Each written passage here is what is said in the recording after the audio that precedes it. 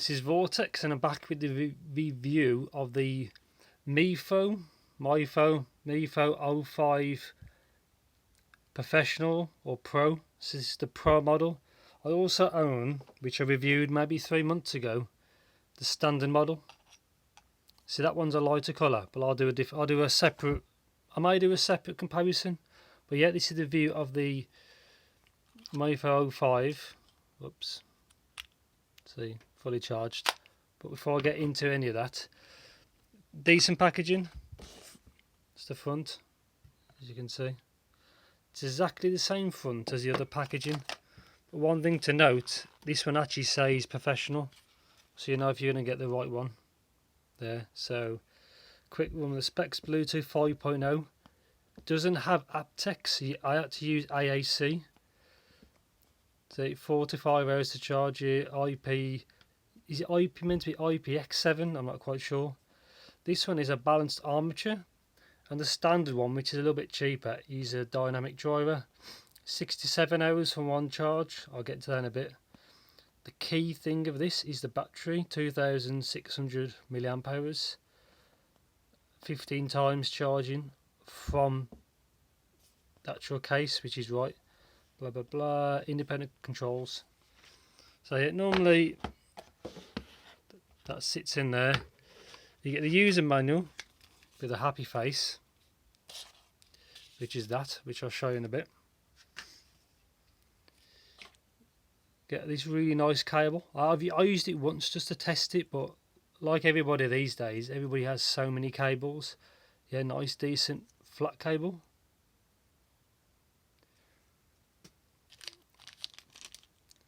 Bunch of different tips. Look at the difference between that one to that. So yeah, one of those should be compatible with your ears. Made by Paranoia. More that great Chinglish. There's no opity or dreams with this, unfortunately. Unique and only. Bosun has emerged into the audio field more than 20 years. Yeah, you can laugh. Look at the different out appearance. So yeah, this is some awesome Chinglish. My chin is different from the others. Oh God, I'm the only survivor. I defeated 698 of my brothers and sisters and finally become what I am now. Blockbuster. Time tries all. Beauty of Paranoia. Small but capable. Similar but different. White, aloof and proud. Yeah, and that's it. Manual is in English and Chinese. It's self-explanatory really, as you can see. I'll get closer. Super easy to pair. You just basically pull them both out of the case, and it will the right unit will flash blue and red, and then you just find your new device and you pair it. Super easy, as it states there. So yeah, like I shown you when I opened it, it was green because I've charged it back up. Green means the battery, as you should state, is over 60%. Then white, then red, then flashing red, as you can see on the bottom. There you go. Super easy. Buttons are self-explanatory. I'll zoom in a bit so you can see. If you know to use TWS, these are, if it focuses, super easy to use. You can use them individually if you want. So you only just take one out of the case. I use that, I think, twice. I normally use them in stereo because I use them with music. And some normal stuff there, and that's it. Leave these out the way. That sat in there, but not a big deal. But yeah, decent enough packaging, because these aren't that cheap, to be honest. And yeah, let's get into this.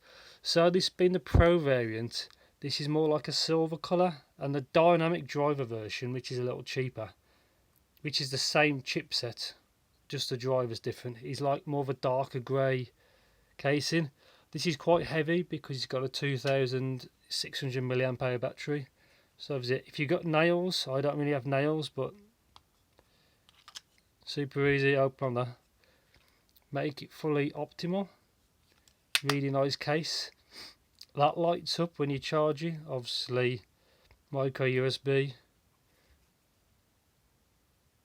Tells you a little bit about the specs. Supports 3.7 volts, 2600 milliamp hour battery, 5 volt, 1 amp, blah blah blah. The usual type of stuff. Nothing on that side. Take these out.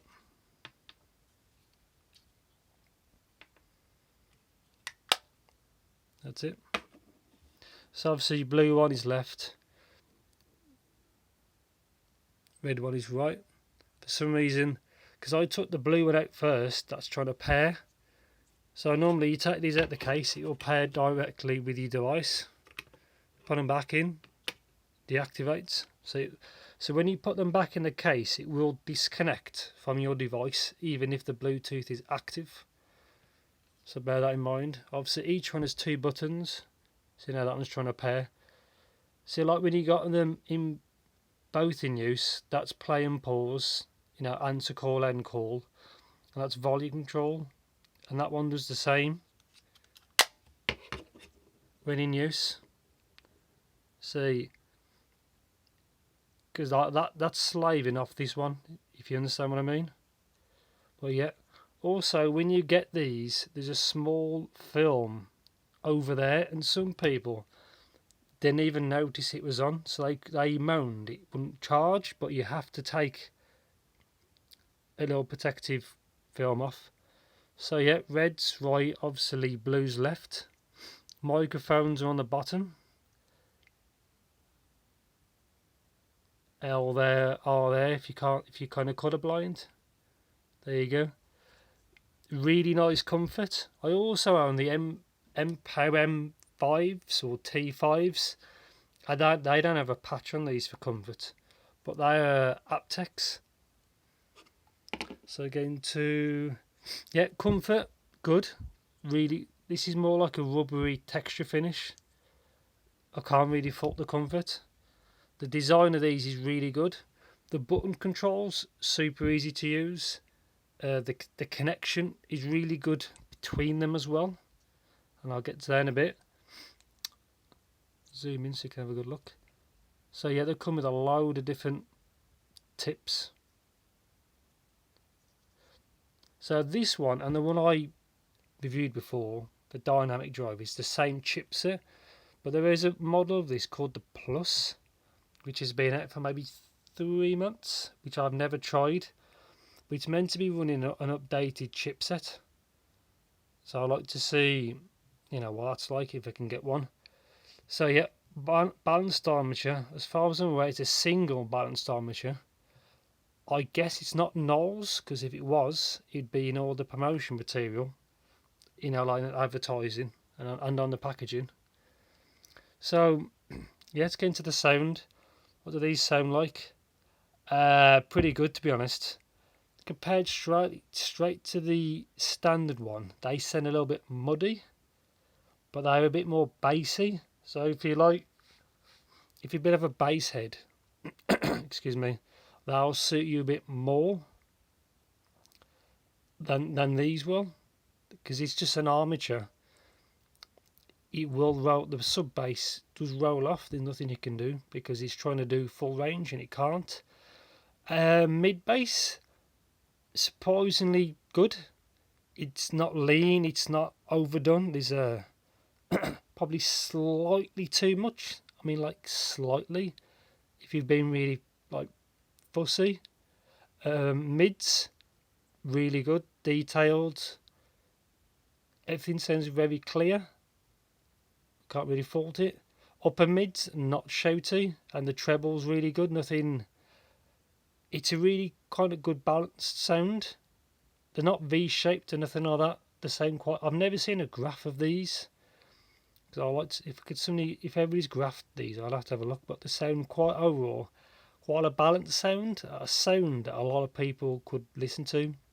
It's probably the best way to describe. Like the mass audience who'd probably buy these will but you can't fault the sound. I think they sound good. For on the go, they sound more than good enough, to be honest. One thing to note is because these, the best you can do for these is AAC. So bear that in mind. So I use these with my phone, which I can't pick AAC because it's only Android 7, which is a shame. But with my Shannon player, you can pick AAC. With my Mifo O5, you can't pick it. It only picks SBC, which is a shame. But yeah, with AAC, they sound great. Like, they sound really good. Obviously, they're not phenomenally good, but they sound, you know, pretty good. Really, you'd be quite happy. Isolation, really good. I found. For on the go, for commute, these should be really good. Bluetooth range, 10 meters, easy. And again, solid connection. I'm not sure what the chipset is. I'm not sure if the Plus is worth it over these because I haven't tried it yet, but the connection is pretty solid. The dropouts are extremely rare from what I've tried, but I haven't been in anywhere that's got a lot of frequencies around. Like using an extremely public place, that'd be different. But from what I've tested, the connection is, you know, like really good. Say there's volume control on there, which is that one. You have to cycle through it, and it's good. The imaging was okay, I guess, between them. Nothing really bad, nothing phenomenal. But sound imaging was really good. Latency with Android. I haven't tried these with an iPhone or iOS, but I've only tried it with YouTube videos, and it's really good. The delay is so minute, you'd be very hard to notice. You know, if you're watching if you're linking these with somebody speaking in the video, it's very hard to see a delay. Obviously, it must exist because it's not like aptX low latency, but the latency is more than good enough to like watch videos. I don't know about gaming because I don't game on my phone, but with watching like a YouTube video, it's fine. Maybe on iOS you might have lag. I don't know, but for that situation, it works fine for me.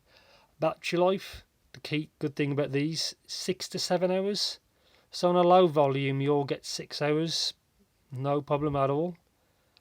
And like the case, which is the beast, you can charge these 15 times over from that case because it's got a 2,600 milliamp hour battery in it, and you know that from the weight because it's quite heavy. So yeah, these for on the go, or if you go on vacation, these would be awesome because you will never have to plug that in, at all. As long as that's fully charged, those are fully charged. These are last you. If you do the maths, 6 hours times 15, you know, you do the maths. So awesome battery life. Negatives, maybe priced. These aren't cheap. Well, these at maybe at least £50, £60. So they're not on the cheap side, but they do work really well. Negative as well is call quality. You can hear them fine, but they probably won't hear you fine because there's always a weak link with TWS is the microphone quality. I only tried it once and they said my sound quality wasn't great. So bear that in mind. And I think that's it. Solid option, but not cheap. I prefer these over my MPOs I have here. I bought, it's been a little while, the T5s or the M5s. The shape of that is way better than them, but that's actually aptX and they sound pretty good. But if you look in my channel, I've already done the review of these, but they are good option, and they display the battery life there.